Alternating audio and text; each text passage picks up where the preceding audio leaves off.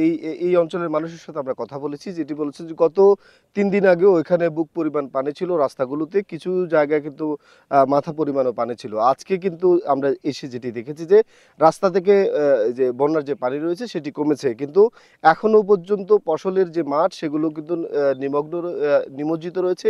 এছাড়াও আমরা দেখেছি যে বেশ কয়েকটি বাড়ি যেখানটা এখনো উঠোন কিন্তু বন্যার পানিতে নিমজ্জিত রয়েছে। আমরা খবর নিয়েছি ফুলগাজী পরশুরাম ছাগলনাইয়া এলাকায়, সেখানে কিন্তু বন্যার পানি গতকালই কমেছে, সেখানে অনেকটা স্বাভাবিক সময়ের মতোই পরিস্থিতি।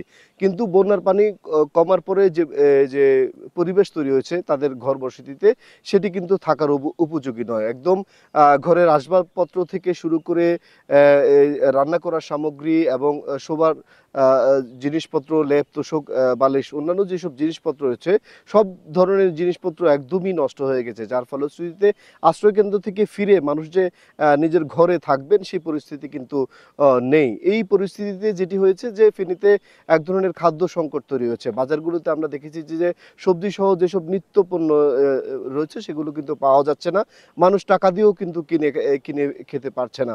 এছাড়াও আমরা দেখেছি যে বেশ কিছু গ্রামে, বেশ কিছু এলাকায় বিভিন্ন ধরনের অ্যালার্জি, ডায়রিয়া সহ বিভিন্ন ধরনের রোগ দেখা দিয়েছে। যদিও এসব রোগ থেকে মানুষকে পরিত্রাণ করার জন্য নৌবাহিনী, সেনাবাহিনী সহ যে কর্তৃপক্ষ রয়েছে তারা কিন্তু ফেনীর 6টি যে উপজেলা রয়েছে সেখানে ভ্রাম্যমাণ 6টি স্বাস্থ্য ক্যাম্প করেছে এবং সদরে একটি সেন্ট্রাল স্বাস্থ্য ক্যাম্প করেছে, সেখানে কিন্তু বিভিন্ন ধরনের চিকিৎসা দেওয়া হচ্ছে। আমরা দেখেছি যে জেলা প্রশাসন আমাদেরকে যেটি জানিয়েছেন যে জেলা প্রশাসন সর্বমোট 60,000-এর বেশি শুকনো খাবার বিতরণ করেছেন।